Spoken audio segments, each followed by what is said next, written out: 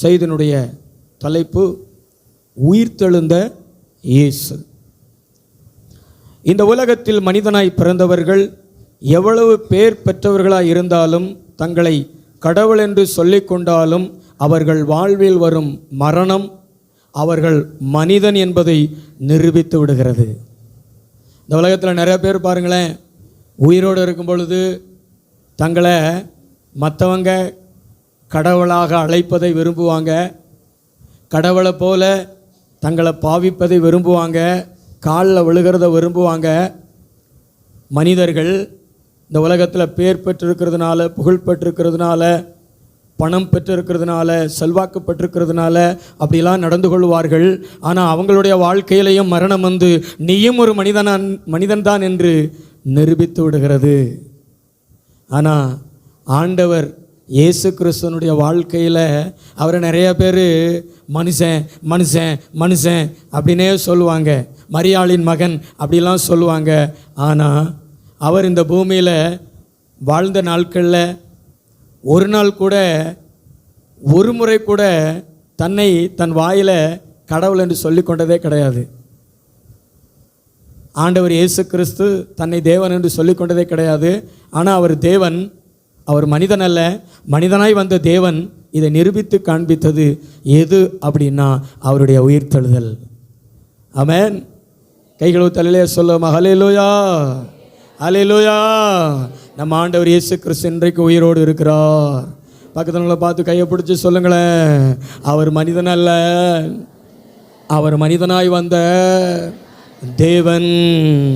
அதை பறைசாற்றுவது, அதை வெளிப்படுத்துவது அவருடைய உயிர்த்தெழுதல். நல்ல கைத்தட்டி ஆண்டவருக்கு நன்றி சொல்லுவோம். இந்த உலகத்தில் எல்லா மனிதர்களுக்கும் 2 நாள் தான் இருக்கும், பிறந்த நாள், இறந்த நாள், தோற்றம், மறைவு அப்படி சொல்லி. ஆனால் நம்ம ஆண்டவர் இயேசு கிறிஸ்துவுக்கு 3 நாட்கள் உண்டு: தோற்றம், மறைவு, உயிர்த்தெழுதல். அந்த நாள் தான் இங்கே ஆண்டவருடைய சமூகத்தில் நாம் கூடியிருக்கிறோம். ஆமென், ஹல்லேலூயா. நம்முடைய ஆண்டவர் இன்றைக்கும் ஜீவிக்கிறார். அவர் மரித்து 3ஆம் நாள் உயிரோடு எழுந்த தேவன். நம்முடைய வாழ்க்கையிலையும் 3வது நாளை நமக்கு தந்து நம்மளை ஆசீர்வதிக்க வல்லவராக இருக்கிறார். கர்த்தர் நல்லவர். மத்தேயு சுவிசேஷம் 28வது அதிகாரம் 5வது வசனம் 6வது வசனம். தூதன் அந்த ஸ்திரீகளை நோக்கி, தூதன் அந்த ஸ்திரீகளை நோக்கி, நீங்கள் பயப்படாதிருங்கள், நீங்கள் பயப்படாதிருங்கள், சிலுவையில் அறையப்பட்ட இயேசுவை தேடுகிறீர்கள், சிலுவையில் அறையப்பட்ட இயேசுவை தேடுகிறீர்கள் என்று அறிவேன், அவர் இங்கே இல்லை, அவர் இங்கே இல்லை, தாம் சொன்னபடியே உயிர்த்தெழுந்தார், தாம் சொன்னபடியே உயிர்த்தெழுந்தார், கர்த்தரை வைத்த இடத்தை வந்து பாருங்கள், கர்த்தரை வைத்த இடத்தை வந்து பாருங்கள்.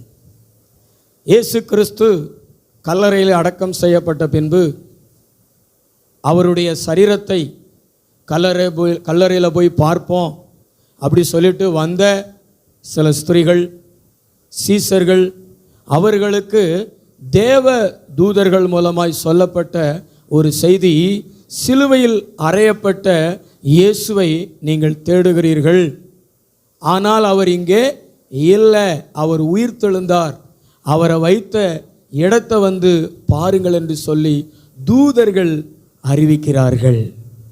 இங்கே தூதர்கள் சொல்லுகிற ஒரு செய்தி என்னன்னா, நீங்கள் இயேசு கிறிஸ்துவை சிலுவையில் அறையப்பட்டவராக நீங்கள் பார்க்கிறீங்க, ஆனால் அவர் உயிர்த்தெழுந்த இயேசு, அவர் உயிர்த்தெழுந்து விட்டார் அப்படி சொல்லிட்டு சீசர்களுக்கும் சில ஸ்திரீகளுக்கும் அவங்க அறிவிக்கிறார்கள். கைகளை ஒரு தலையில சொல்லுவோம், ஹல்லேலூயா. சிலுவையில் அறையப்பட்ட இயேசு இப்போ உயிர்த்தெழுந்து விட்டார். இப்பொழுது அவர் உயிர்த்தெழுந்த இயேசு. இப்பொழுது அவர் எப்படிப்பட்ட இயேசு? உயிர்த்தெழுந்த இயேசு. இயேசு கிறிஸ்துனுடைய வாழ்க்கையை நம்ம 3 வகையாக பிரிக்கலாம். அவருடைய பிறப்பு, அவருடைய வளர்ப்பு, மரியாளின் மகனாக, தச்சனுடைய மகனாக அவர் வாழ்ந்த வாழ்க்கையை நம்ம அப்படி பிரிக்கலாம். அவர் மனிதனாய் வாழ்ந்த இயேசு கிறிஸ்து. ரெண்டாவது பார்த்தீங்கன்னா அவருடைய பாடு, அவருடைய மரணம், அவருடைய அடக்கம், இதை நம்ம ரெண்டாவது வகையாக நம்ம பிரிக்கலாம். மூன்றாவது இயேசு கிறிஸ்துவனுடைய உயிர்த்தெழுதலை நாம் பிரிக்கலாம். உயிர்த்தெழுதலை நாம் பார்க்க முடிகிறது. இந்த மூன்று வகையாக இயேசு கிறிஸ்துவனுடைய வாழ்க்கையில் நம்ம பார்க்க முடிகிறது. ஆண்டவர் இயேசு கிறிஸ்து சிலுவையில் அறையப்பட்ட இயேசு தான், ஆனால் அவர் இன்றைக்கு உயிர்த்தெழுந்த இயேசுவாக இருக்கிறார். ஆமென். கைகளை அல்லேலூயா சொல்லுவோம். ஹல்லேலூயா. இந்த உயிர்த்தெழுந்த இயேசு எப்படிப்பட்டவர், அதை உங்களுக்கு நான் சொல்லி சீக்கிரமாக உங்களுக்கு ஜெபித்து முடிக்கும்படி விரும்புகிறேன். உயிர்த்தெழுந்த இயேசு எப்படிப்பட்டவர்? கொலோசியர் நிருபத்துக்கு அப்போஸ்தலனாகிய பவுல் எழுதுகிற வார்த்தைகளை நாம் வாசிக்கும் பொழுது, கொலோசியர் 3வது அதிகாரம் 1வது வசனம், நீங்கள் கிறிஸ்துவுடனே கூட எழுந்தது உண்டானால், கிறிஸ்துவுடனே கூட எழுந்தது உண்டானால், கிறிஸ்து தேவனுடைய வலது பார்சத்தில் வீற்றிருக்கும் இடத்தில் உள்ள மேலானவைகளை தேடுங்கள். ஆண்டவர் இயேசு கிறிஸ்து இன்றைக்கு அவர் உயிர்த்தெழுந்த இயேசுவாக இருக்கிறார். பக்கத்தில் இருக்கிறவங்களை பார்த்து சொல்லுங்களேன், சிலுவையில் அறையப்பட்ட இயேசு இன்றைக்கு உயிர்த்தெழுந்த இயேசுவாக இருக்கிறாரு. நிறைய பேர் அவரை சிலுவையில் அறையப்பட்டவராகவே பார்த்துக்கிட்டு இருப்பாங்க. ஆனால் அவர் உயிர்த்தெழுந்த இயேசுவாக இருக்கிறார். இந்த உயிர்த்தெழுந்த இயேசு எப்படிப்பட்டவர் அப்படின்னா, அவரின் அனுபவங்களுக்குள்ளே நடத்துகிறவராக இருக்கிறார். அவரின் அனுபவங்களுக்குள்ளே நடத்துகிறவராக இருக்கிறார். அப்போஸ்தலனாகிய பவுல் சொல்கிறாரு, நீங்கள் கிறிஸ்துவோடு எழுந்ததுண்டானால் அப்படி சொல்லுகிறாரு. அப்ப இயேசு கிறிஸ்து அவர் எப்படிப்பட்ட அனுபவங்களுக்குள்ளே கடந்து சென்றாரோ அதே போல நம்மளையும் இயேசு கிறிஸ்து அவருடைய அனுபவங்களுக்குள்ளே நடத்தி செல்கிறார். அவருடைய அனுபவங்கள் 3 அனுபவங்கள். அந்த வசனங்களை நம்ம பார்க்க முடியும். ஃபஸ்ட்டு பார்த்தீங்கன்னா அவரோடு கூட, அவருடைய ஃபஸ்ட்டு அனுபவம் அவரோடு கூட. ரெண்டாவது அனுபவம் அவருக்குள். மூன்றாவது அனுபவம் அவரை போல. அவரோடு கூட என்பது அவரை மாதிரி நம்மளை தேவன் எழுப்புகிறார், உயிர்த்தெழ வைக்கிறார். அதைத்தான் இங்கே அப்போஸ்தலனாகிய பவுல் சொல்கிறார், நீங்கள் கிறிஸ்துவோடு எழுந்ததுண்டானால். பக்கத்துல பார்த்து சொல்லுங்களேன், இயேசு கிறிஸ்துவை நம்ம உள்ளத்தில் ஏற்றுக்கொள்ளும் பொழுது, இயேசு கிறிஸ்துவுக்குள்ள நம்ம வரும் பொழுது ஃபஸ்ட் அனுபவம் அவரை மாதிரியே. சொல்லுங்களேன், பக்கத்துல பார்த்துங்களா, அவரை மாதிரியே உயிர்த்தெழ வைக்கிறாரு, எழும்ப வைக்கிறாரு. நல்ல கைகளை தட்டி ஆண்டவருக்கு ஒரு நன்றி சொல்வோமா? ரெண்டாவது பார்த்தீங்கன்னா அவருக்குள். 3வது வசனம் வாசிங்க, கொலோசியர் 3:3. ஏனென்றால் நீங்கள் மரித்தீர்கள், உங்கள் ஜீவன் கிறிஸ்துவுடனே தேவனுக்குள் மறைந்திருக்கிறது. ஹல்லேலூயா. நம்முடைய உயிர் எங்கே மறைத்து வைக்கப்பட்டிருக்கிறது? கிறிஸ்துவோடு கூட தேவனுக்குள். பக்கத்துல பார்த்து சொல்லுங்களேன், உங்க உயிர் உங்க சரீரத்தில் இல்லை, இந்த உலகத்தில் இல்லை. நீங்க உலகத்தில் இருக்கிறீங்க, ஆனால் உங்க ஜீவன் கிறிஸ்துவோடு கூட தேவனுக்குள். இப்போ நம்ம யாருக்குள்ள இருக்கிறோம்னா அவருக்குள்ள. நம்முடைய ஜீவன் எங்கே மறைத்து வைக்கப்பட்டிருக்கிறது? தேவனுக்குள் மறைத்து வைக்கப்பட்டிருக்கிறது. ஹல்லேலூயா, ஹல்லேலூயா. அதனால தாங்க பிசாசு, மரணம், பாதாளம் நம்ம ஜீவனை தொட முடியலை. பிசாசு நம்முடைய ஜீவனை திருட முடியலை. மரண போராட்டம் இருக்கும், மரண பள்ளத்தாக்கின் அனுபவம் இருக்கும்.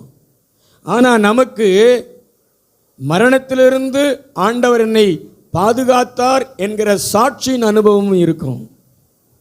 ஆமென். இல்லை என்றால் எத்தனையோ முறை நமக்கு விரோதமாக மரண ஆவிகள் எழும்பினது, பாதாளத்தின் வல்லமைகள் எழும்பினது. அது நம்மளை மேற்கொண்டிருக்குமே. இன்றைக்கெல்லாம் சில பேர்லாம் பார்த்தீங்கன்னா ரொம்ப எளிதில் மரித்து விடுறாங்க, ரொம்ப எளிதில் மரித்து விடுகிறாங்க. தற்கொலை பண்ணி அல்லது விபத்தில் அல்லது வியாதியில். அவங்கள குறித்து மற்றவங்க ஆச்சரியப்படுவாங்க. நல்லா தானே இருந்தாங்க, அதுக்குள்ளே இப்படி பண்ணிட்டாரே அப்படியெல்லாம் சொல்லி அதிர்ச்சி அடைவாங்க. ஏன் தெரியுமா? கிறிஸ்துவுக்குள்ளே வராதவங்களுடைய ஜீவன் தேவனுக்குள் இல்லை. ஆனால் யாரெல்லாம் ஏசப்பாவை ஏற்றுக்கொண்டு யாரெல்லாம் ஏசப்பாவுக்குள்ளே இருக்கிறாங்களோ அவங்களுடைய ஜீவன் இந்த பூமியில் இல்லைங்க, பரலோகத்தில் இருக்கிற பிதாவுக்குள்ளே இருக்குது. ஒரு கைத்தட்டு வர மாட்டேங்க பாருங்களேன். ஹல்லேலூயா. நல்ல கைத்தட்டி ஆண்டவருக்கு நன்றி சொல்லுங்க. நல்ல 2 கைகளை தட்டி ஆண்டவருக்கு. நம்முடைய ஜீவன் அவருக்குள் மறைந்திருக்கிறது. நம்முடைய ஜீவன் மேலே அதனால தான் சாத்தானுக்கும் மரணத்துக்கும் அதிகாரம் இல்லாதிருக்கிறது. ஆண்டவர் இயேசு அவருடைய அனுபவத்துக்குள்ளே நம்மளை நடத்துகிறார். 3வது ஒரு அனுபவத்துக்குள்ளே தேவன் நம்மளை நடத்துகிறார். உயிர்த்தெழுந்த இயேசு. என்ன அனுபவம்? 3-4 வாசிங்களேன். ஏனென்றால் நீங்கள் மரித்தீர்கள், உங்கள் ஜீவன் கிறிஸ்துவுடனே தேவனுக்குள் மறைந்திருக்கிறது. நம்முடைய ஜீவனாகிய கிறிஸ்து வெளிப்படும்போது நீங்களும் வெளிப்படுவீர்கள், அவரோடு கூட மகிமையிலே வெளிப்படுவீர்கள். பக்கத்துங்களை பார்த்து சொல்லுங்களேன், 3வது அவரை போல. பக்கத்துங்களை முகத்தை பார்த்து சொல்லுங்களேன், 3வது அவரை போல. கையை பிடிச்சி சொல்லுங்களேன், 3வது அவரை போல. இன்னைக்கு பரலோகத்தில் இருக்கிறாரு, பிதாவின் வலது பக்கத்தில் இருக்கிறாரு. சீக்கிரமா மகிமையில் வருவார். மத்திய ஆகாயத்தில் மகிமையா வெளிப்படுவார். அப்போது நாமும் அவரோடு கூட மகிமையில் வெளிப்படுவோம். ஹல்லேலூயா. இந்த அனுபவங்களுக்குள்ள தேவன் நம்மளை நடத்துகிறவராக இருக்கிறார். நல்ல கையை தட்டி ஆண்டவருக்கு நன்றி சொல்லுங்க. இந்த கிறிஸ்துவ வாழ்க்கை என்பது இந்த உலகத்தோடு முடிந்து போகிறது இல்லை. இந்த உலகத்தில் இருக்கிற மற்றவைகள் உலகத்தோடு முடிஞ்சு போயிடும். அரசியலாக இருந்தாலும், சினிமாவாக இருந்தாலும், கல்வி, மற்ற இந்த உலகத்தில் இருக்கிற காரியங்கள் இந்த உலகத்தோடு முடிந்து போயிடும். ஆனால் இந்த கிறிஸ்துவம், இந்த இயேசு கிறிஸ்துவுக்குள்ளே வருகிற நம்முடைய ஜீவியம், நம்முடைய வாழ்க்கை, அது சாதாரணமாக கருதப்படாது. அது அவருடைய அனுபவங்களுக்குள்ளே நம்மளை நடத்தும். நீங்கள் என்னைக்கு இயேசு கிறிஸ்துவை ஏற்றுக்கொண்டு நீங்கள் இயேசு கிறிஸ்துக்குள்ளே வருகிறீங்களோ அன்னைக்கே நீங்களும் அவரை போல உயிர் தெழுகிறீங்க. கிறிஸ்துவுடனே நீங்கள் எழுந்ததுண்டானால், கொலோசியர் சபையை பார்த்து கேட்கிறாரு, நீங்க கிறிஸ்துவோடு கூட எழுந்திருக்கிறீங்க, நீங்க கிறிஸ்துவோடு கூட உயிர் தெழுந்திருக்கிறீங்க. நீங்க இந்த உலகத்துல தான் இருக்கிறீங்க, ஆனா உங்களுடைய அனுபவம் வேற. அது கிறிஸ்துவின் அனுபவம். கிறிஸ்துவை போல நீங்க உயிர் தெழுந்திருக்கிறீங்க. 2வது சொல்றாரு, அவரோடு கூட தேவனுக்குள் உங்கள் ஜீவன் மறைந்திருக்கிறது. மூன்றாவது, இயேசு கிறிஸ்து இனி எப்படி மகிமையில வெளிப்பட போகிறாரோ அதே போல நீங்கள் அவரோடு கூட மகிமையில வெளிப்படுவீர்கள். அல்லேலூயா, அல்லேலூயா. நீங்க நினைக்கலாம், நான் மரித்து போயிட்டேனா பாஸ்டர் அப்படின்னு கேட்கலாம். நீங்க மரித்து போயிட்டாலும் இயேசு கிறிஸ்து மத்திய ஆகாயத்தில் வரும்பொழுது நீங்க எழுந்திருப்பீங்க, உயிர் தெழுவீங்க. இயேசு எப்படி உயிர் தெழுந்தாரோ அது மாதிரி நீங்களும் எழும்புவீங்க. உங்களை எழுப்புவார். நீங்கள் மத்திய ஆகாயத்தில் அவரோடு கூட இணைந்து கொள்வீங்க. நீங்கள் உயிரோடு இருந்தீங்கன்னா ஒரு இமைப்பொழுதில் மறுரூபமாக்கப்படுவீங்க. நீங்களும் மத்திய ஆகாயத்தில் இயேசுவோடு கூட எடுத்துக்கொள்ளப்பட்டு பரலோகத்துக்கு போயிடுவீங்க. இந்த அனுபவங்களுக்குள்ள தேவன் நம்மளை நடத்துவதற்கு தான் உயிர்த்தெழுந்த இயேசு இன்னைக்கு உயிர்த்தெழுந்த இயேசுவாக இருக்கிறார். ஆமென். நமக்கு நரகம் கிடையாதுங்க, நமக்கு பாதாளம் கிடையாதுங்க, நமக்கு இரண்டாம் மரணமாகிய நரகம் கிடையாது, பிசாசினுடைய அனுபவங்கள் நமக்கு கிடையாது. இன்னைக்கு நிறைய மக்கள் பார்த்தீங்கன்னா பிசாசினுடைய அனுபவங்களுக்குள்ளே நடத்தப்படுறாங்க. ஆனால் நாம் கிறிஸ்துவின் அனுபவங்களுக்குள்ளே நடத்தப்படுவோம். ஏனென்றால் நம் ஆண்டவர் இயேசு கிறிஸ்து இன்றைக்கு நம்மோடு கூட உயிர்த்தெழுந்த இயேசுவாக இருக்கிறார். அல்லேலூயா. இந்த அனுபவங்களுக்குள்ளே நடத்துகிறதற்கு ஒன்றே ஒன்று தேவை. கொலோசியர் 3:3 வாசிங்க. ஏனென்றால் நீங்கள் மரித்தீர்கள். மரணம் இந்த பூமியில இருக்கும் பொழுது நாம் மரித்தால்தான் அவரோடு கூட எழுந்திருக்க முடியும். ஏன்னா இயேசு கிறிஸ்து இந்த பூமியில இருக்கும் பொழுது மரணம் அடைந்தார். அதனால தான் அவர் 3ஆம் நாள் உயிரோடு எழுந்தார். அப்ப நாமும் அவரை போல மரிக்க வேண்டும். மரிக்கிறது எப்படி என்பதை பேதுரு தன்னுடைய நிருபத்தில் எழுதுகிறார் பாருங்களேன். 1 பேதுரு 2வது அதிகாரம் 24வது வசனம். நாம் பாவங்களுக்கு செத்து நீதிக்கு பிழைத்திருக்கும்படி அவர் தாமே தமது சரீரத்திலே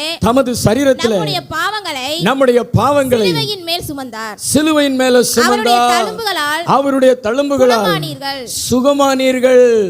இன்னைக்கு நிறைய பேருக்கு பாவங்கள் எப்படி இருக்குது தம்பி? கவனிக்கிறியா? இன்னைக்கு நிறைய பேருக்கு பாவங்கள் செத்து இல்லை, சொத்து. பக்கத்துங்களை பார்த்து சொல்லுங்களேன், உங்களுக்கெல்லாம் பாவம் எப்படி? செத்தா சொத்தா? நிறைய பேருக்கு சொத்து.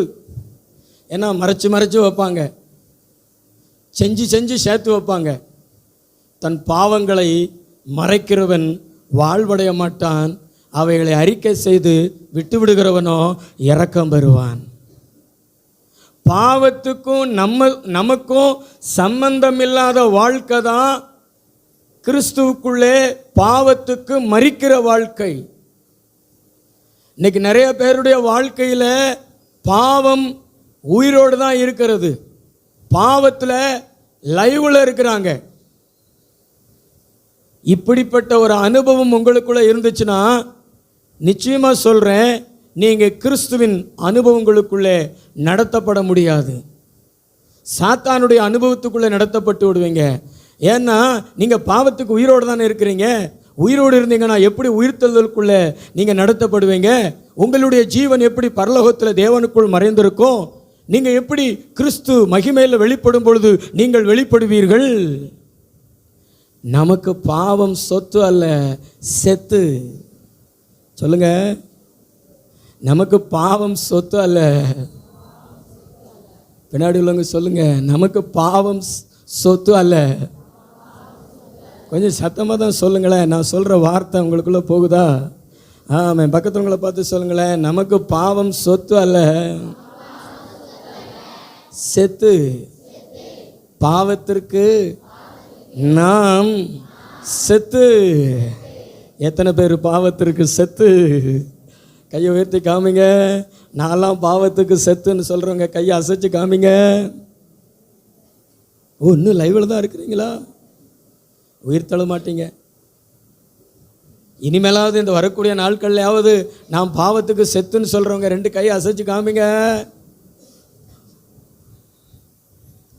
சகோதரர்கள் பக்கம் ஒரு கை கூட உயர மாட்டேங்குது. ஆமென். நல்லா தான் கையை அசைச்சு காமிங்களேன். பாவத்துக்கு நான் செத்து. சொல்லுங்க, சொத்து. நீங்களாம் ஆண்டவருடைய சொத்து. கையை அசைச்சு சொல்லுங்க, நான் பாவத்துக்கு செத்து, இயேசுதான் என் சொத்து. நான் பாவத்திற்கு செத்து. நல்ல கையை தட்டி ஆண்டவருக்கு.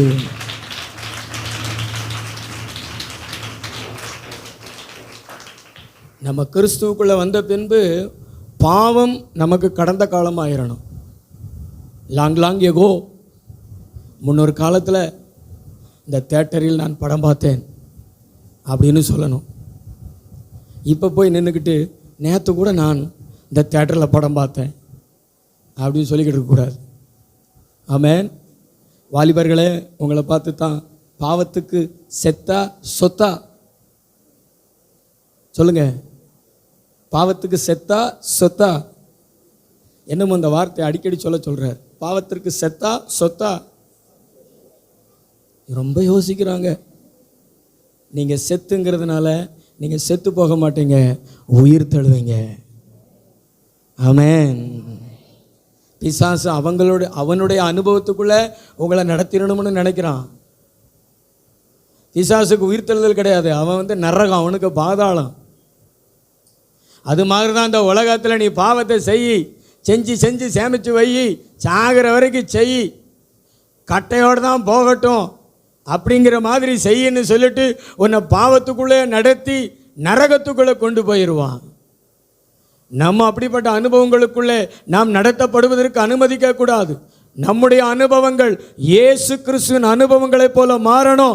அதுக்கு தான் இயேசு கிறிஸ்து உயிர்த்தெழுந்தார். நம்மளை அவருடைய உயிர்த்தெழுதலுக்குள்ளே நடத்தவும், அவருடைய மகிமையில் நம்மளை வெளிப்படுத்தவும், நம்முடைய ஜீவனை எல்லாம் அவர் பிதாவுக்குள்ளே மறைச்சு வைக்கும்படியாக. இப்போ நம்ம எல்லாம் யாருடைய இருதயத்துக்குள்ளே இருக்கிறோம் தெரியுமா? நம்மெல்லாம் யாருக்குள்ளே இருக்கிறோம் தெரியுமா? நம்ம இந்த பூமியில் இருக்கிறது உண்மைதான். ஆனால் உண்மையிலேயே நம்முடைய உயிர் தேவனுக்குள்ள, பரலோகத்தில் பிதாவுக்குள்ளே மறைந்திருக்கிறது. நாம் சாதாரணமானவர்கள் அல்ல. நம்முடைய ஜீவன் சாதாரணமானது அல்ல. பிசாசு இதை சாதாரணமாக தொட்டுற முடியாது. பிசாசு இதை சாதாரணமாக எடுத்துட முடியாது. மரணத்தை ஜெயித்த இயேசு, பாதாளத்தை ஜெயித்த இயேசு நம்முடைய ஜீவனை பிதாவுக்குள்ள மறைச்சு வச்சிருக்கிறாரு. சேஃப்டியா மறைச்சு வச்சிருக்கிறாரு. பரலோகத்தில் வச்சிருக்கிறாரு. நல்ல கையை தட்டி ஆண்டவரை மகிமைப்படுத்துங்களேன். எங்களுடைய ஜீவன் மேல இவ்வளவு அக்கறையா? எங்களுடைய ஜீவன் மேல இவ்வளவு அக்கறையா? எங்களுடைய ஜீவன் உம்முடைய பார்வையிலே இவ்வளவு விலையேறப்பட்டதா? நல்ல கையை தட்டி கொஞ்ச நேரம் பரிசுத்த ஆவியில நிறைஞ்சு, உன்னுடைய ஜீவன் பரலோகத்துல, உன்னுடைய ஜீவன் தேவனுக்குள். ஆமென். நான் சொல்றத கவனமா கேளுங்க. தூங்கி வார்த்தையின் ஆசீர்வாதத்தை இழந்துடாதீங்க. விழிப்புள்ளவங்களா கேளுங்க. கையை ஒரு தலையிலையோ சொல்லுங்களேன். உயிர் தெழுந்த இயேசு நம்மளை அவரின் அனுபவங்களுக்குள்ளே நடத்துகிறத. அவருடைய அனுபவம் 3 அனுபவம். அவரோடு கூட, அவருக்குள், அவரை போல. சொல்லுங்களேன் ஒரு முறை. அவரோடு கூட, அவருக்குள், அவரை போல. நம்ம ஜீவன் அவருக்குள். சொல்லுங்களேன், நம்முடைய உயிர் அவருக்குள். சத்தம் ஒரு கையை வைத்து சொல்லுங்களேன். நம்முடைய ஜீவன் அவருக்குள், நம்முடைய ஜீவன் தேவனுக்குள். நல்ல கை தட்டி ஆண்டவருக்கு நன்றியை சொல்லிருங்க.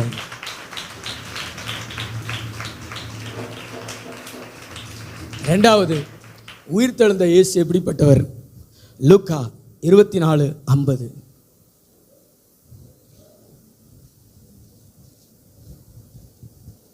பின்பு அவர் பெத்தானியா வரைக்கும் அவர்களை அழைத்துக் கொண்டு போய் தம்முடைய கைகளை உயர்த்தி அவர்களை ஆசீர்வதித்தார். இரண்டாவது, உயிர்த்தெழுந்த இயேசு எப்படிப்பட்டவர் அப்படின்னா ஆசீர்வதிக்கிற இயேசு. எப்படிப்பட்ட இயேசு? ஆசீர்வதிக்கிற இயேசு. Blessing God. என்னுடைய ஒவ்வொன்றிலையும் ஆசீர்வாதம் இல்லையே, ஆசீர்வாதம் வேண்டுமே அப்படின்னு நீங்கள் எதிர்பார்த்து கொண்டிருக்கிறீங்க, ஜெபித்து கொண்டிருக்கிறீங்க. ஈசாக்கு அந்த தேசத்தில் விதைச்சான். கர்த்தர் அவனை ஆசீர்வதித்தபடினால அவன் 100 மடங்கு பலனடைந்தான். அது மாதிரி தேவனுடைய ஆசீர்வாதம் என் தொழில் மேலே வேணும், என் வியாபாரத்தின் மேலே வேணும், என் பிள்ளைகள் மேலே வேணும், என்னுடைய ஒவ்வொரு காரியத்தின் மேலேயும் வேணும் அப்படி சொல்லி எதிர்பார்த்து ஜெபித்து கொண்டிருக்கிற உங்களுக்கு தான் ஆண்டவர் சொல்கிற நற்செய்தி, நான் உயிர்த்தெழுந்த இயேசு உங்கள் மேலே கைகளை உயர்த்தி ஆசீர்வதிக்கிற தேவனாக இருக்கிறேன். அல்லேலூயா, அல்லேலூயா. இயேசு கிறிஸ்து பெத்தானியா வரைக்கும் அவர்களை அழைத்து கொண்டு வந்து அவங்க மேலே கைகளை உயர்த்தி அவங்கள ஆசீர்வதிக்கிறாரு. ஆசீர்வாதத்தை விரும்புகிற தேவன், நம்மளை ஆசீர்வதிக்கிற தேவன், நம்ம ஆசீர்வாதமாக இருக்க வேண்டும் என்று விரும்புகிற தேவன். அதனால தான் அப்போஸ்தலருடைய வாழ்க்கை ரொம்ப ஆசீர்வாதமாக இருந்தது. உலகத்துக்கு உப்பா, உலகத்துக்கு ஆசீர்வாதமாக இருந்தாங்க. சீசர்கள் இன்றைக்கி உலகம் முழுவதும் அநேக மக்களுடைய ஆசீர்வாதத்துக்கு அவங்க காரணமாய் பயன்படுத்தப்பட்டாங்க. ஏன்னா ஆசீர்வதிக்கிற இயேசு அவங்க மேலே கைகளை உயர்த்தி ஆசீர்வதித்தார். உங்களையும் தேவன் இந்த நாளில் ஆசீர்வதிக்கிறார். அல்லேலூயா, அல்லேலூயா. அவர் ஆசீர்வதிப்பதற்கு காரணம் லூக்கா 24:41-42 வாசிங்களேன். ஆனாலும் சந்தோஷத்தினால் அவர்கள் இன்னும் விசுவாசியாமல் ஆச்சரியப்படுகையில் புசிக்கிறதற்கு ஏதாயிலும் இங்கே உண்டா என்று அவர்களிடத்தில் கேட்டார். அப்பொழுது பொரித்த மீன் கண்டத்தையும் தேன்கூட்டு துணிக்கையையும் அவருக்கு கொடுத்தார்கள். அவைகளை அவர் வாங்கி அவர்களுக்கு முன்பாக புசித்து. அல்லேலூயா. ஏசப்பா அவங்களை ஆசீர்வதிக்கிறதுக்கு காரணம் என்ன? அவங்ககிட்ட கேட்குறாரு. உயிர்த்தெழுந்த இயேசு தன்னுடைய பிள்ளைகளிடத்தில் கேட்குறாரு. இல்லாமல் கேட்கல, அவங்கள ஆசீர்வதிக்கிறதுக்காக கேட்குறாரு. உங்களிடத்துல ஆண்டவர் கேட்குறாருன்னா இல்லாமல் கேட்கல, உங்களை ஆசீர்வதிக்கிறதுக்காக கேட்குறாரு. உங்களிடத்தில் புசிக்கிறதுக்கு ஏதாவது இருக்கா அப்படின்னு கேட்குறாரு. உங்கள் வீட்டில் நாங்கள் ஏதாவது சாப்பிட்றதுக்கு கொடுங்க அப்படின்னா பதறி அடிச்சுட்டு என்னத்தையாவது செஞ்சு கொடுப்பீங்க. பாஸ்டர் வாய் விட்டு கேட்டார் அப்படி சொல்லிட்டு நீங்கள் இல்லைன்னு சொல்ல மாட்டீங்க. அப்போ இயேசு கிறிஸ்து சீசர்களிடத்தில் கேட்குறாரு, புசிக்கிறதுக்கு ஏதாவது கொடுங்க அப்படின்னு. உடனே அவங்ககிட்ட இருந்த அந்த மீன் துண்டங்கள், அதாவது பொரித்த மீன்கள், தேன் கூட்டு அந்த துணிக்கைகளெல்லாம் அப்படியே கொடுத்து அவரை சாப்பிட வைக்கிறாங்க. அவர் சாப்பிட்றாரு. சாப்பிட்ட பின்பு அவங்க மேலே கைகளை உயர்த்தி அவங்கள ஆசீர்வதிக்கிறாரு. இந்த உயிர்த்தெழுந்த இயேசு உங்களையும் ஆசீர்வதிக்கிற தேவனாக இருக்கிறாரு. அவருக்கு நீங்கள் கொடுங்க. கர்த்தர் உங்களையும் உங்கள் குடும்பத்தையும் உங்களுக்குரிய ஒவ்வொன்றையும் ஆசீர்வதித்து ஆசீர்வாதமாக மாற்றுவார், ஆசீர்வாதமாக நடத்துவார். நல்ல கை தட்டி ஆண்டவருக்கு நன்றி சொல்லுங்களேன். அல்லேலூயா. நல்ல 2 கைகளை தட்டி ஆசீர்வாதத்தை சுதந்தரிப்போம். 3வது ஒரு காரியத்தை வாசிங்க. யோவான் சுவிசேஷம் 21வது அதிகாரம் 9வது வசனம். அவர்கள் கரையிலே வந்து இறங்கின போது கரி நெருப்பு போட்டிருக்கிறதையும் அதின் மேல் மீன் வைத்திருக்கிறதையும் அப்பத்தையும் கண்டார்கள். அல்லேலூயா. 3வது உயிர்த்தெழுந்த இயேசு எப்படிப்பட்டவர்?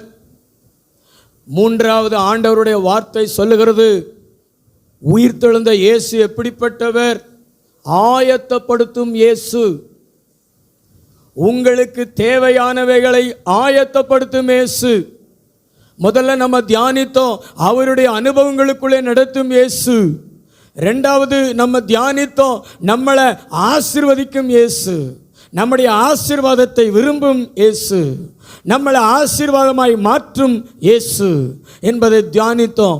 3வது ஆண்டவருடைய வார்த்தை சொல்லுகிறது, உங்களுக்கு தேவையானவைகளை, பக்கத்தில் உங்களை பார்த்து சொல்லுங்களேன், உங்களுக்கு தேவையானவைகளை அறிந்து அறிந்து அதுவும் பழசை அல்ல, ஏற்கனவே இருந்ததே அல்ல, சுட சுட சுட சுட ஆயத்தப்படுத்தி தருகிற தேவன் ஆண்டவர் இயேசு. அல்லேலூயா.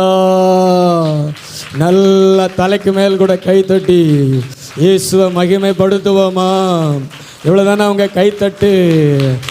ஆவியில் ஒரு களை கூர்ந்து என் தேவைகளை ஆயத்தப்படுத்துகிற இயேசு. சொல்லுங்களா வாய் திறந்து, என்னுடைய படிப்புக்கான தேவைகளை ஆயத்தப்படுத்துகிற இயேசு, என் பிள்ளைகளுடைய திருமண வாழ்க்கைக்கான தேவைகளை ஆயத்தப்படுத்துகிற இயேசு, என்னுடைய வீடு கட்டுவதற்கான தேவைகளை ஆயத்தப்படுத்துகிற இயேசு, என்னுடைய தொழிலுக்கான தேவைகளை ஆயத்தப்படுத்துகிற இயேசு. உங்களுக்கு என்னென்ன தேவைகளாக இருக்கிறதோ அத்தனை தேவைகளையும் ஆயத்தப்படுத்துகிற இயேசு, உயிர் தெழுந்த இயேசு.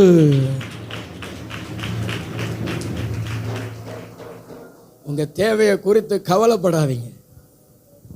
அவர் மனுஷ ரூபத்தில் இருந்தபோது கூட 3 நாள் பிரசங்கம் பண்ணின மக்களுக்கு உங்களிடத்தில் ஏதாவது இருக்குதா அப்படின்னு 5 அப்பம் 2 மீனை வாங்கி ஆசீர்வதித்து அற்புதத்தை செஞ்சார். 5000 பேர் திருப்தியாக சாப்பிட்டாங்க.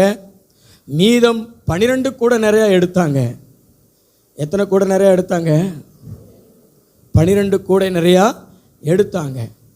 ஆனால் இங்கே இயேசு கிறிஸ்து பின்மாற்றத்தில் போன மக்களை தேடி போகிறாரு. யாரை தேடி போகிறாரு? தம்பி நிமிந்து பாரு, நீ ஆண்டவரை விட்டு எவ்வளோ தூரம் போனாலும் உன்னை விட மாட்டார், உன்னை தேடி வருவார். பேதுரு இயேசு அவ்வளோதான், நான் மீன் பிடிக்க போகிறேன்னு சீசர்கிட்டெல்லாம் சொல்கிறார். நம்ம சென்னைக்கு வந்தார் பார்த்தீங்களா, தோமா, அப்போஸ்தலனாகிய தோமா, அவரை கூப்பிட்டுட்டு நிறைய பேரை கூப்பிட்டுட்டு மீன் பிடிக்க போகிறார். இரவெல்லாம் மீன் பிடிக்கிறாங்க, ஒன்று கூட அகப்படலை. அப்போ இயேசு அவங்களுக்கு தரிசனமாகி நீங்கள் வலையை இந்த பக்கம் போடுங்கன்னு சொல்கிறாரு. அவங்களும் வலையை போடுறாங்க. அவங்க படகுல தான் இருக்கிறாரு, வலையை போடுறாங்க. இழுக்க முடியாமல் மீன் வருகிறது. அப்போ அன்பின் சீசன் யோவானுக்கு தெரிஞ்சு போச்சு. ஏன்னா இது மாதிரி ஒரு அற்புதத்தை அவர் ஏற்கனவே என்ன செஞ்சிருக்கிறாரு அப்படி சொல்லிட்டு இவர் கர்த்தர் அப்படின்னு சொன்ன உடனே பேதுரு உள்ளாட மட்டும் போட்டிருந்திருப்பார்னு நினைக்கிறேன். அவர் சட்டை எடுத்து இடுப்பில் கட்டி கொண்டு அப்படியே கடலுக்குள்ளே குதிச்சிட்டார். வேற எல்லாரும் கரைக்கு வரும் பொழுது ஒரு அதிசயத்தை பார்க்குறாங்க. கறி நெருப்பு, கறினால் நெருப்பு இருக்கும் பார்த்தீங்களா, அது மேலே மீன் துண்டுகள், அப்பம், இது எல்லாமே ரெடியாக இருக்குது. நம்ம ஆண்டவர் நமக்கு பழசை கொடுக்க விரும்பலை, சுட சுட ஒரு தாய் போல, ஒரு தகப்பன் போல புதியவைகளை ஆயத்தப்படுத்தி நமக்கு கொடுக்குற தேவனாக இருக்கிறார். நல்ல தலைக்கு மேலே கைத்தட்டி ஆண்டவரை நல்ல மகிமைப்படுத்துவீங்களா? ஆமென், ஆமென். நம்ம பசி உணர்வுகள் மேலே அவருக்கு எவ்வளவு அக்கறை பாருங்களேன். இயேசுவை நம்ம தவறாக புரிந்து கொள்ளக்கூடாது. இயேசு நம்மளை சிநேகிக்கிற தேவன், இயேசு நம்மளை நேசிக்கிற தேவன், இயேசு நம்ம நினைவாகவே இருக்கிற தேவன். உங்கள் அம்மா அப்பாவுக்கு எப்படி நீங்கள் நினைவோ அது மாதிரி தான் நாம் எல்லாரும் இயேசுவுக்கு நினைவு. நம்மளை அவர் மறக்க மாட்டார், நம்முடைய தேவைகளை அவர் மறக்க மாட்டார். நீங்கள் உங்கள் பிள்ளைகளுடைய தேவைக்காக நீங்கள் கலங்கும் பொழுது கர்த்தர் ஆயத்தப்படுத்துவார். அதனால தான் இதுவரைக்கும் நம்முடைய தேவைகளை சந்தித்திருக்கிறார். நமக்கு யெகோவா ஈரேவாக இருந்திருக்கிறார். ஆமென். நான் சொல்றதை கவனிக்கிறீங்களா? பக்கத்தில் பார்த்து சொல்லுங்களேன், இதுவரைக்கும் அவர் யெகோவா ஈரே, இனிமேலும் யெகோவா ஈரே. தேவைக்கு என்ன செய்வோம்? சாப்பிடுவதற்கு என்ன செய்வோம்? உடை உடுத்துவதற்கு என்ன செய்வோம்? கலங்காதீங்க, நம்ம தேவையை கொடுக்கத்தான் அவர் உயிரோடு வந்துட்டார். நான் இல்லைன்னா என் பிள்ளைகள் தேவைக்கு என்ன செய்வாங்க?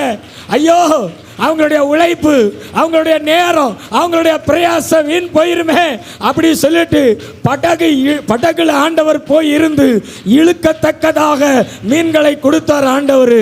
அவங்களுடைய உழைப்புக்கு பலன் கொடுக்க ஆண்டவர் அனுக்கிரகம் பண்ணினார். அல்லேலூயா. நல்ல கையை தட்டி ஆண்டவரை மகிமைப்படுத்துங்களேன். இந்த கர்த்தருடைய வார்த்தையை நம்புங்க. நிச்சயமா நீங்களும் மிகுதியான மீன்களை பிடிப்பீங்க.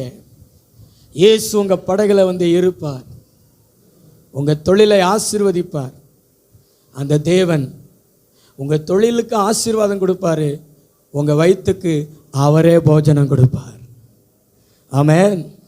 இந்த ஆசீர்வாதத்தை யாருக்கு தேவன் ஆயத்தப்படுத்துகிறார்னா 1 கொரிந்தியர் 2:9 வாசித்து பாருங்களேன்.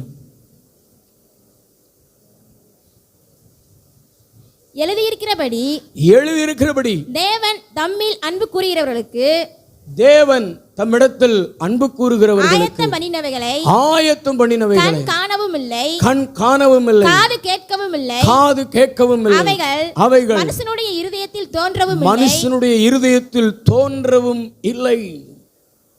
அன்பு கூறுகிறவர்களுக்கு ஆயத்தம் உண்டு. இயேசுவை நேசிக்கிறவர்களுக்கு கண்டிப்பா ஆயத்தம் ரெடியா இருக்கும். வாலிப பிள்ளைகளுக்கு எதிர்கால வாழ்க்கைக்கான தேவைகள் ரெடியா இருக்கும். படித்திருக்கிற இளைஞர்களுக்கு வேலை ரெடியா இருக்கும். நீ இயேசுவை நேசிச்சு பாரு, அவர் உன்னை போஷித்து பார்ப்பார், உனக்கான ஆயத்தங்களை வச்சிருப்பார். ஆபிரகாம் தன்னுடைய ஒரே பேரான குமாரன், நேச குமாரனை ஆண்டவருக்காக பலி கொடுக்க துணிஞ்சு மோரியா மலைக்கு வந்தபோது அவனுக்கு ஆண்டவர் ஆட்டுக்கடாவை ஆயத்தப்படுத்தி வச்சிருந்தாரே. இயேசு கிறிஸ்து தன்னை நேசிக்கிறவங்களை அவர் மறக்க மாட்டார், கைவிட மாட்டார். இந்த உலகத்தில் ஆண்டவரை தவிர நீங்கள் யார் இடத்துல அன்பு கூர்ந்தாலும் ஒரு நாள் வெட்கப்பட்டு நிற்பீங்க, நீங்கள் ஏமாந்து நிற்பீங்க. ஆனால் ஆண்டவரை நேசிக்கிறவங்களுக்கு வெட்கமும் கிடையாது, ஏமாற்றமும் கிடையாது. தலைமுறைக்கும் ஆசீர்வாதம் கிடைக்கும். ஹல்லேலூயா. சோதனையை சகிக்கிற மனுஷன் பாக்கியவான், அவன் உத்தமன் என்று விளங்கின பின்பு தம்மிடத்தில் அன்பு கூறுகிறவர்களுக்கு ஆயத்தம் பண்ணின ஜீவ கிரீடத்தை பெறுவான். ஆமென். பக்கத்தில் பார்த்து சொல்லுங்களேன், ஏமாத்துகிறதையும் கைவிடுறதையும் உயிரை கொடுத்து நேசிச்சிங்க, உயிரை கொடுத்து நேசிக்கிறீங்க. ஒரு நாள் வெட்கப்பட்டு நிற்கிங்க. ஆனால் நம்மளை கைவிடாத, நம்மளை மறவாத இயேசு கிறிஸ்துவை நீங்கள் நேசித்து பாருங்களேன். அன்றன்றைக்கான தேவை உன் வீட்டுக்கு முன்னாடி ரெடியாக இருக்கும். மன்னாவா வீட்டுக்கு முன்னாடி ரெடியாக இருக்கும். மன்னாதி மன்னன் உனக்கு மன்னா கொடுப்பாரு. நாளைக்கு வேலைக்கு எங்கே போவோம்னு நினச்சிக்கிட்டு இருப்ப, ஆனால் காலையில் அதிசயத்தை பார்ப்ப. ஒரு நாள் லீவு விட்டுருவோம்னு நினைச்சாரா ஏசப்பா மன்னாவுக்கு? இல்லை, சனிக்கிழமை ஓய்வு நாள், அதனால வெள்ளிக்கிழமை 2ஐயும் சேர்த்து கொடுத்தார் ஆண்டவர். நீ 2 நாளைக்கும் சேர்த்து எடுத்து வைத்து கொண்டு கொடுக்கிற தேவன். நமக்கு வரக்கூடிய பஞ்சத்தை முன்னமே அறிந்து அந்த பஞ்சத்தை சமாளிப்பதற்கும் பரிபூரணத்தை கொடுத்து நம்மளை வழி நடத்துகிற தேவன். கர்த்தர் உன்னை நித்தமும் நடத்தி மகா வறட்சியான காலங்களில் உன் ஆத்துமாவை திருப்தியாக்கி உன் எலும்புகளை நினமுள்ளதாக்குவார். நீ நீர்ப்பாய்ச்சலான தோட்டத்தை போலவும் வற்றாத நீரூற்றை போலவும் இருப்பாய்.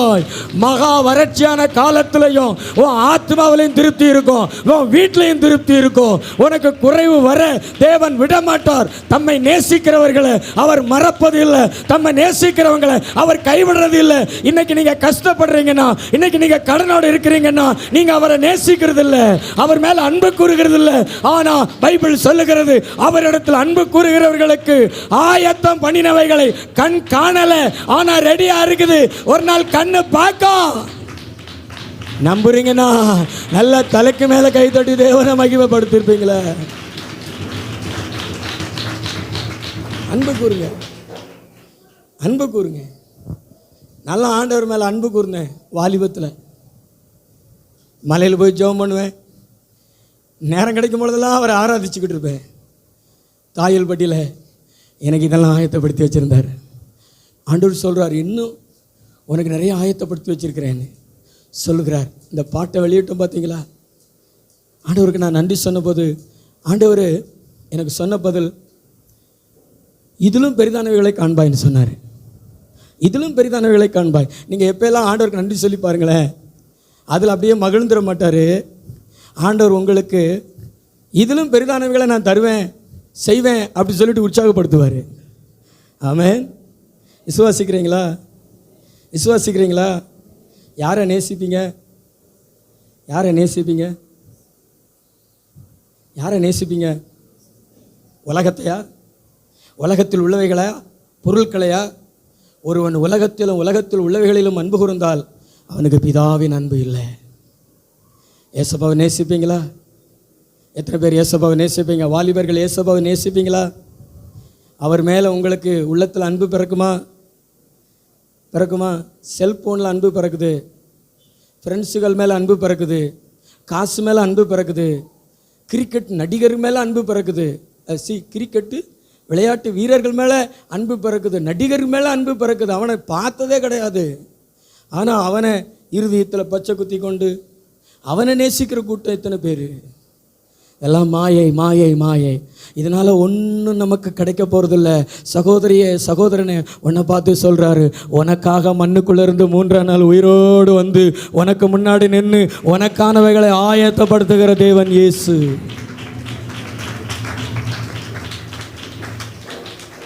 இன்னொன்றையும் தேவன் ஆயத்தப்படுத்துகிறாரா பாருங்க. யோவான் 14:3.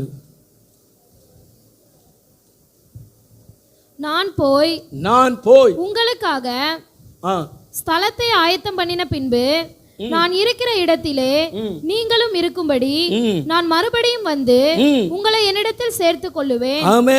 நமக்காக ஒரு வீட்டை பரலோகத்தில் ஆயத்தப்படுத்திக்கிட்டு இருக்காரு ஏசப்பா. நான் போய் உங்களுக்கு ஒரு ஸ்தலத்தை, பக்கத்துங்களை பார்த்து சொல்லுங்களேன், இங்கே வீடெல்லாம் நினைக்காதீங்க.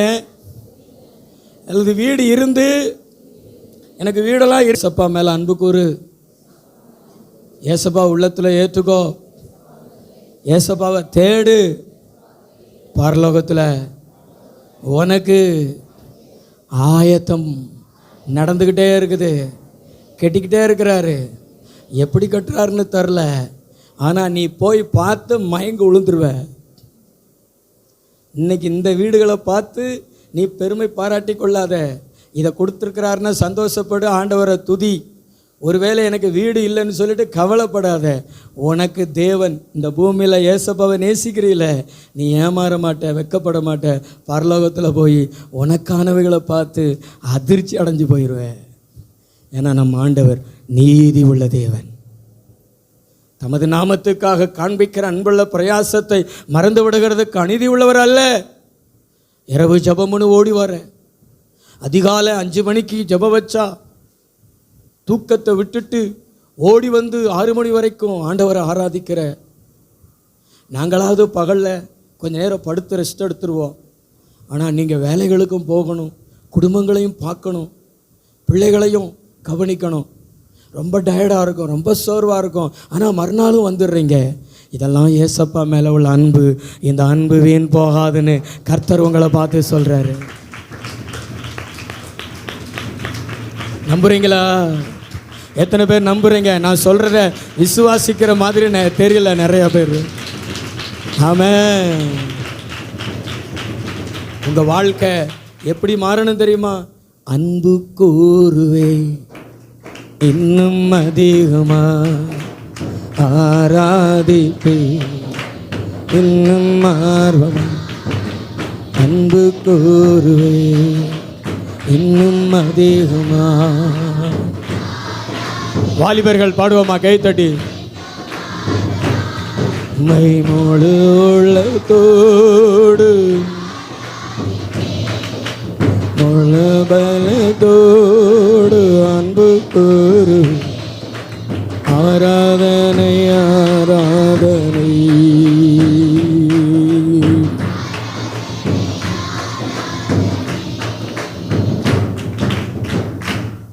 வெளிப்படுத்தின விசேஷம் 1:17, 18, 19 வேகமாக வாசிங்க. நான் அவரை கண்டபோது நான் அவரை கண்டபோது செத்தவனை போல அவருடைய பாதத்தில் விழுந்தேன். அவருடைய பாதத்தில் விழுந்தேன். அப்பொழுது அவர் தம்முடைய வலது கரத்தை என் மேல் வைத்து என்னை நோக்கி பயப்படாதே நான் முந்தினவரும் பிந்தினவரும் உயிருள்ளவருமாய் இருக்கிறேன். மரித்தேன் ஆனாலும் இதோ சதா காலங்களிலும் உயிரோடு இருக்கிறேன். ஆமென். நான் மரணத்திற்கும் பாதாளத்திற்கும் திறவுகோல்களை உடையவராக இருக்கிறேன். நீ கண்டவைகளையும் போதும். நான்காவது ஆண்டவர் நம்மளை பார்த்து சொல்றாரு, அதிகாரம் உடைய இயேசு என்று. இன்னைக்கு நிறைய மக்கள், கிறிஸ்துவ மக்கள் கூட மரணத்திற்கு பயப்படுகிறவர்களாக காணப்படுகிறார்கள். ஏன்னா மரண பயம் எல்லாருக்குமே இருக்கத்தான் செய்யும். திடீரென்று இருதயத்தில் ஒரு வலி ஏற்பட்டாலோ அல்லது கையில் ஒரு வலி ஏற்பட்டாலோ பல கற்பனைகள் ஓடும். ஐயோ செத்துருவோமோ, என் கணவரை விட்டுட்டு போயிடுவேனோ, என் பிள்ளைகளை விட்டுட்டு போயிடுவேனோ, என் மனைவி விட்டுட்டு போயிடுவேனோ, நான் இல்லைன்னா என்ன செய்வாங்க, அப்படிலாம் கற்பனைகள் ஓடும். ஒரு சின்னதாக ஒரு கட்டி சரீரத்தில் தென்பட்டுருச்சு அப்படின்னா உடனே அவங்களுக்கு கற்பனை ஓட ஆரம்பிச்சிடும். வேறு கட்டியாக இருக்குமோ, செத்து போயிடுவோமோ அப்படியெல்லாம். இது மனுஷன் பாவம் செஞ்ச பின்பு அவனுக்குள்ளே வந்தது. மரணம் வந்த பின்பு அவனுக்குள்ளே அந்த மரண பயமும் வந்துருச்சு. ஆனால் அப்படிப்பட்ட மக்களுக்கு தன்னுடைய அதிகாரத்தை வெளிப்படுத்தி இயேசு கிறிஸ்து தைரியப்படுத்துகிறார். பத்மு தீவனில் இயேசு கிறிஸ்துவை தரிசிக்கும் பொழுது யோவான் செத்தவனை போல விழுகிறார். அவ்வளோதான், நீ செத்தோ. ஏன்னா அவருடைய வல்லமை அப்படி, அவருடைய வல்லமை அவரால் தாங்கிக் கொள்ள முடியலை, செத்தவனை போல விழுகிறாரு.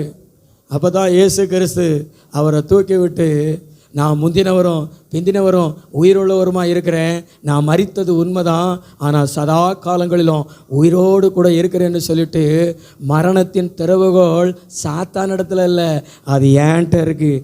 உங்கள் அப்பா ஏன்ட்ட இருக்குது, உன் தகப்பன் ஏன்ட்ட இருக்குது. நீ பயப்படாத. மரணம் ஒன்றை சேதப்படுத்த முடியாது, பாதாளம் ஒன்றை சேதப்படுத்த முடியாது. ஏன்னா சாவி என் கையில் இருக்குது. Oh, glory to God. Amen. முதல்ல சாத்தான்ட்ட இருந்தது உண்மைதான்.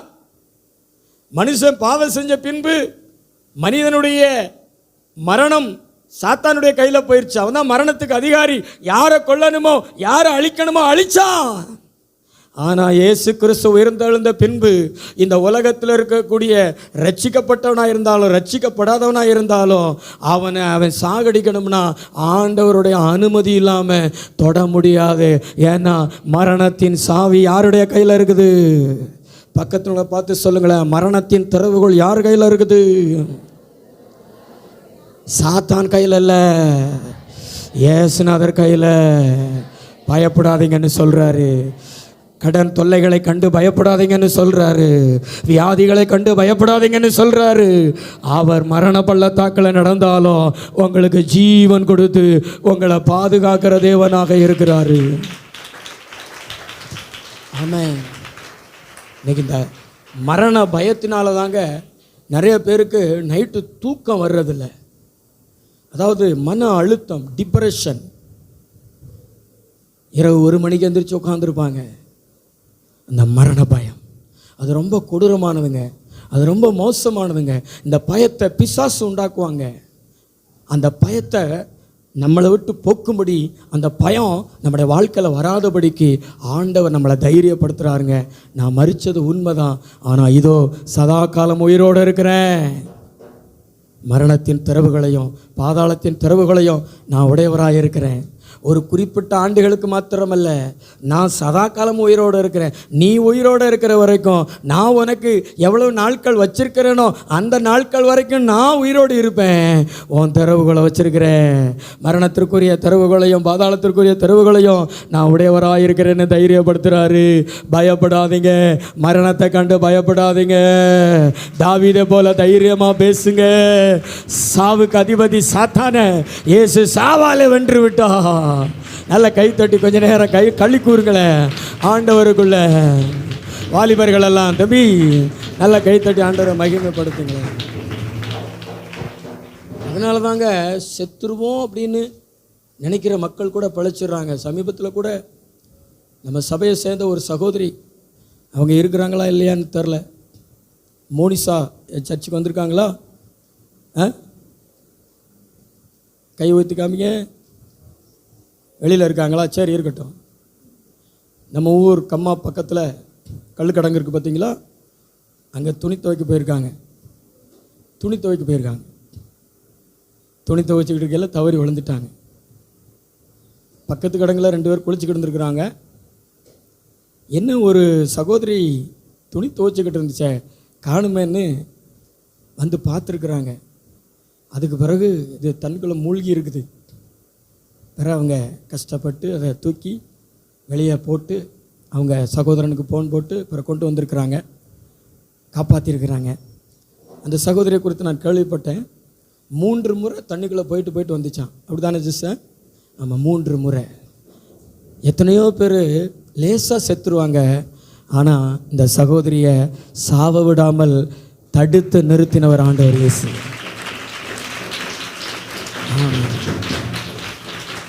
நல்ல கைத்தட்டி ஏசப்பாவுக்கு நன்றி சொல்லுங்க.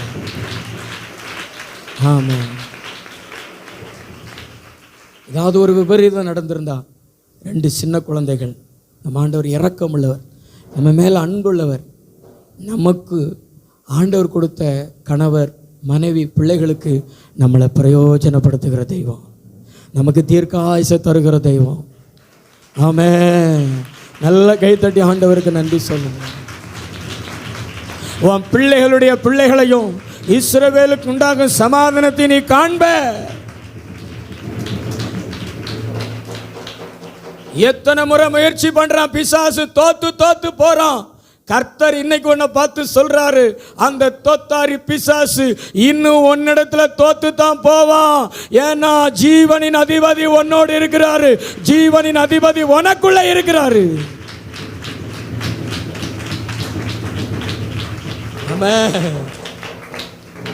நீ அவரை நம்பு, அவரை தேடு, அவர் விசுவாசி. விசுவாசத்தினால் நீதிமான் பிழைப்பான். எத்தனை சாட்சிகள் சொல்லலாம். கர்த்தர் நமக்கு அற்புதங்களை செய்திருக்கிறார், சொல்லுவதற்கு நேரம் இல்லை.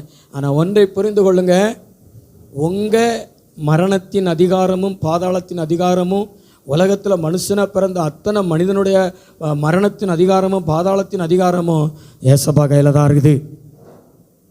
அதனால் நீங்கள் பயப்பட வேண்டாம், உங்களை அது சேதப்படுத்த முடியாது. கர்த்தர் உங்களுக்கு நல்ல சுகம் தருவார், உங்களை வாழ்ந்திருக்க பண்ணுவார்.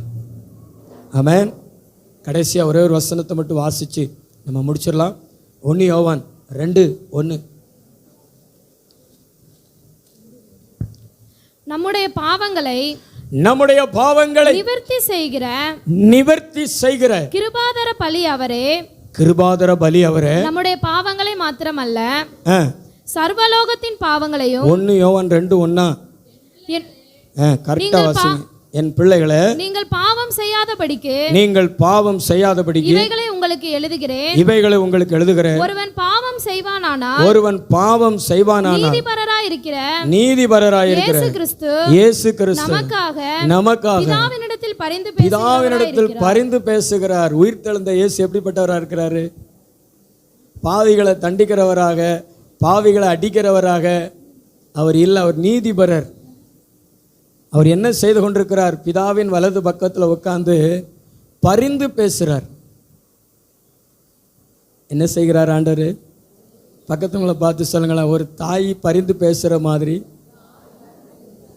ஒரு தகப்பன் பரிந்து பேசுகிறது மாதிரி, என் பிள்ளை இனிமேல் செய்ய மாட்டான், நான் பார்த்துக்கிறேன், என் பிள்ளைய தண்டிக்காதீங்க அப்படி சொல்லி கெஞ்சுகிறது போல பிதாவாகிய தேவனிடத்தில் இயேசு கிறிஸ்து நமக்காக என்ன செய்கிறாரு? பரிந்து பேசுகிறார். எவ்வளோ நல்ல தெய்வம் பாருங்களேன். அதனால தான் பாவிகள் கூட பாதிக்கப்படாமல் இருக்கிறாங்க. இது எதுக்காகன்னா அவன் இன்னும் பாவம் செய்வதற்காக அல்ல, அவன் பாவம் செஞ்சிடக்கூடாதுன்னு சொல்லி தான் பரிந்து பேசுகிறார். அந்த அன்பை புரிந்து கொண்டு, ஏன்னா நம்ம பாவம் செய்கிறதுனால அவர் பரிந்து பேச வேண்டியிருக்குதே. ஒரு பிள்ளை, அந்த உதாரணத்தோடு நான் செஞ்சு காமிக்கிறேன். தம்பிங்க வாயேன்.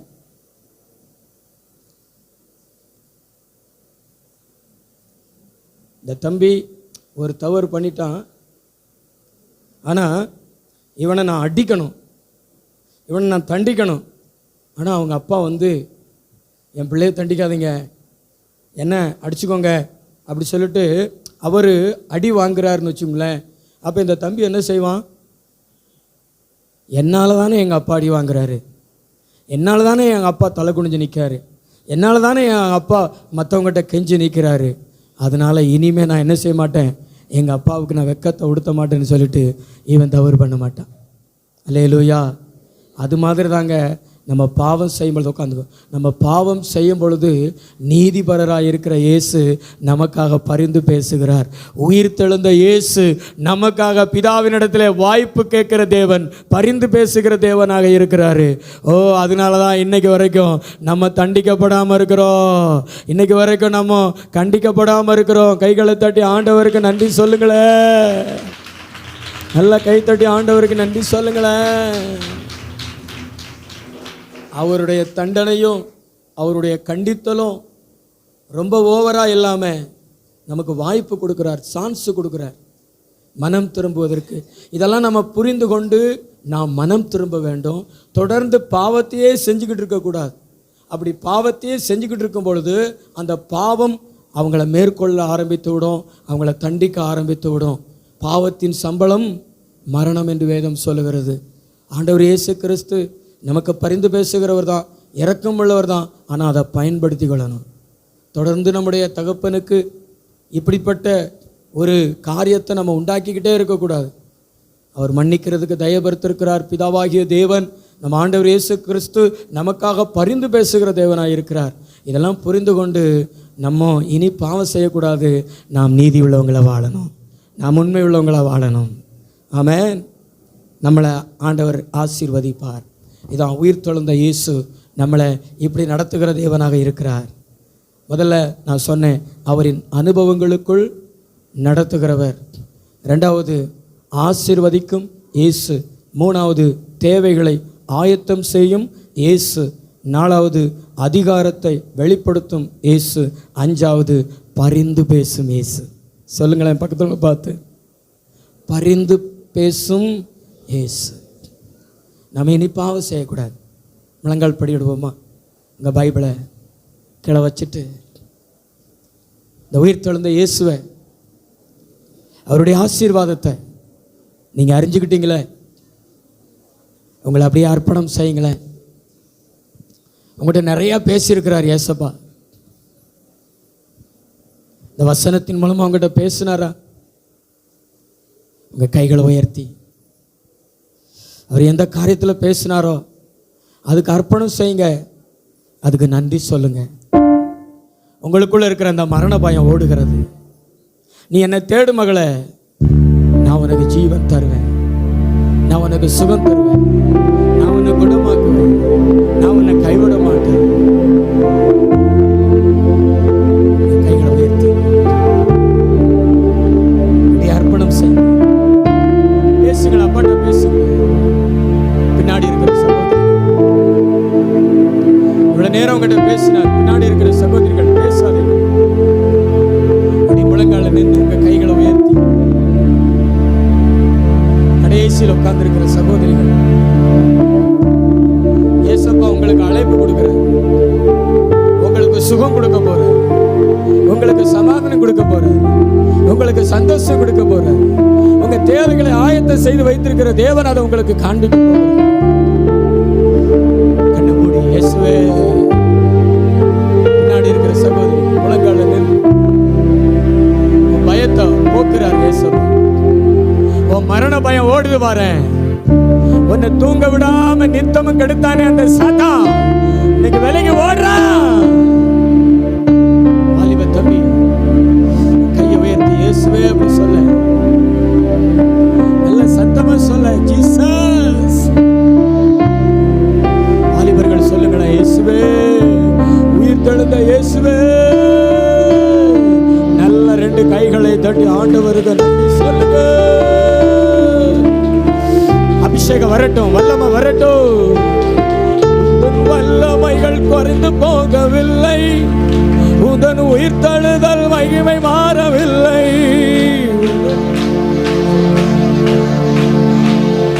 உதன் உயிர் தழுதல் மகிமை மாறவில்லை.